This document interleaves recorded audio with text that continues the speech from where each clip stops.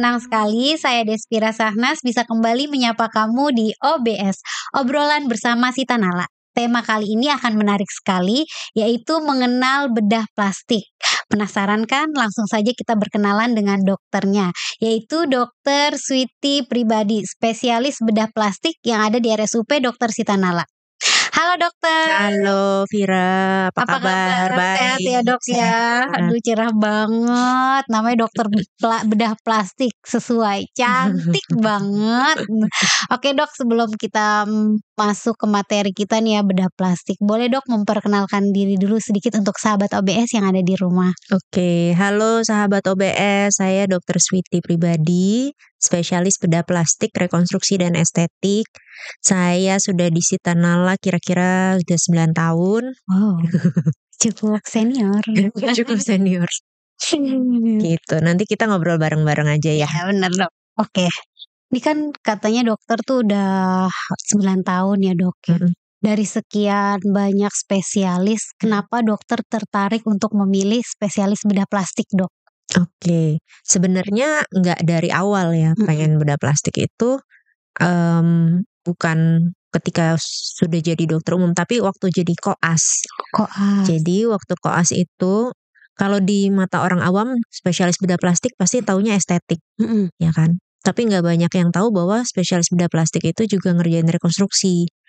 Jadi saya tuh baru tahu itu waktu jadi koas. Koas itu adalah tahapan di mana semester terakhir lah, tahun-tahun terakhir mahasiswa kedokteran sebelum jadi dokter umum.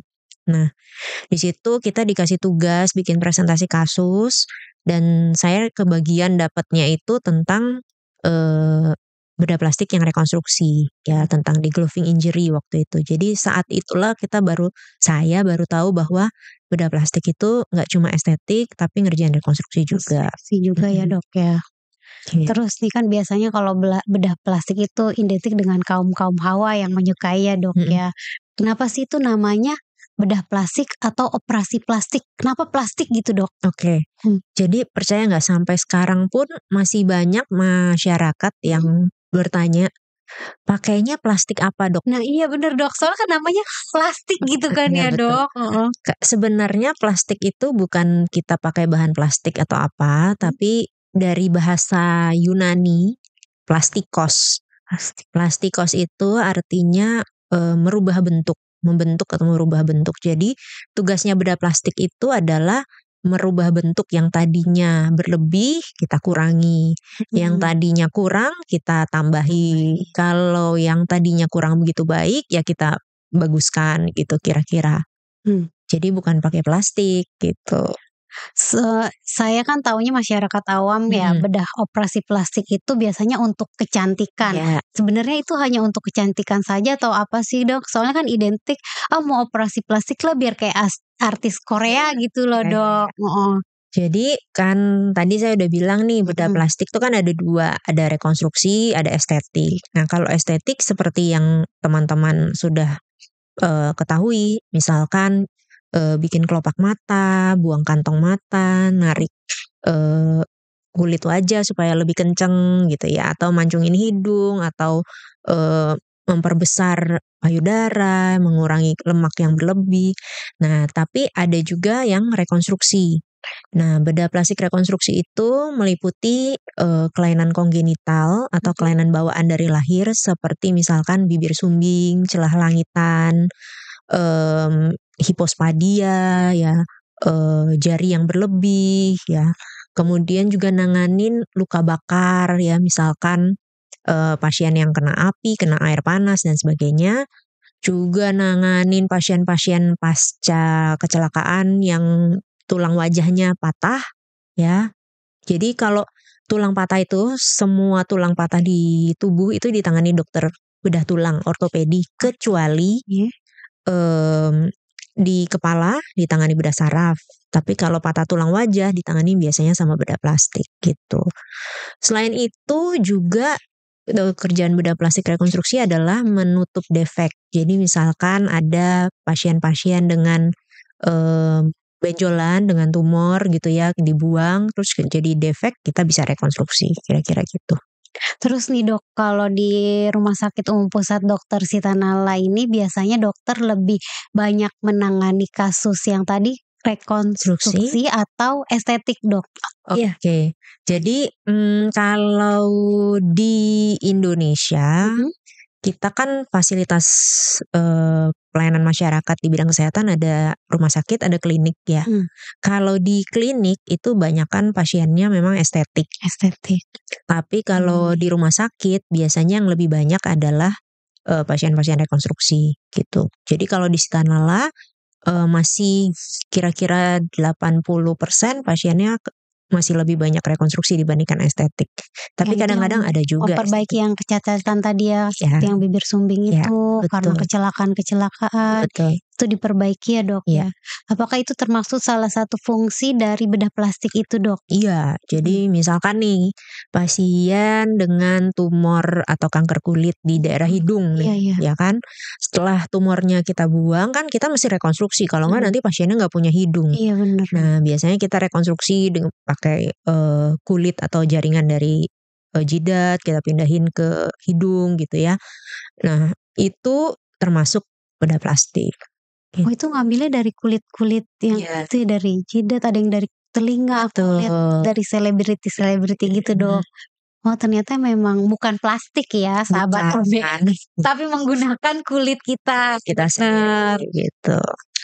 Sebelum melakukan operasi plastik itu Dok, biasanya ada nggak sih kayak pengecekan dulu, apa yang harus tahapannya bagaimana, apa aja prosedurnya, kita konsul dulu atau gimana Dok? Oke. Jadi mungkin nggak cuma operasi plastik, tapi semua operasi juga harus ada persiapannya. Ya, jadi biasanya untuk pembiusan kan sebenarnya ada bius lokal, ada bius umum.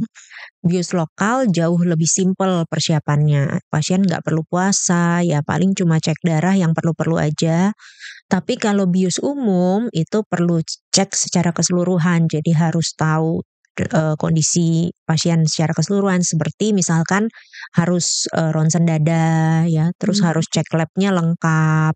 Kenapa? Karena kan nantinya pasien harus dibiusnya bius tidur, jadi bius total ya Dok ya. Jadi makanya harus diceknya menyeluruh. Pasien nanti juga harus dikonsul ke dokter penyakit dalam, ke dokter bius sebelum kita menjadwalkan.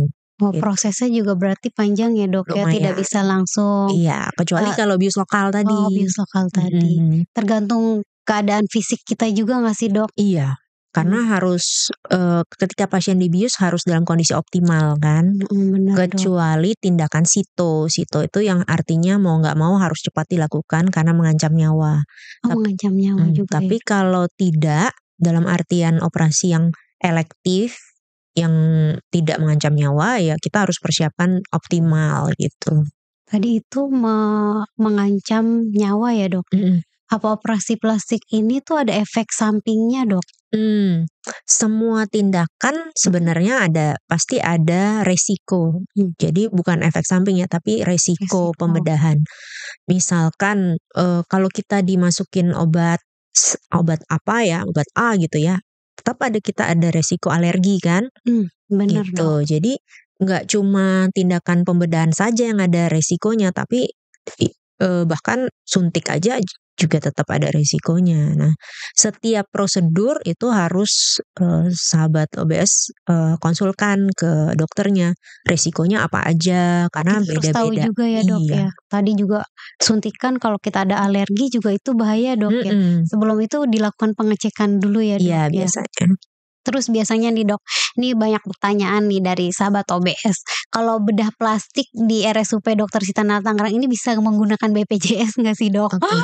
Jadi kalau bedah plastik yang estetik biasanya tidak bisa pakai BPJS. BPJS tidak nanggung untuk tindakan estetik. Tapi untuk tindakan yang rekonstruksi biasanya bisa ditanggung oleh BPJS.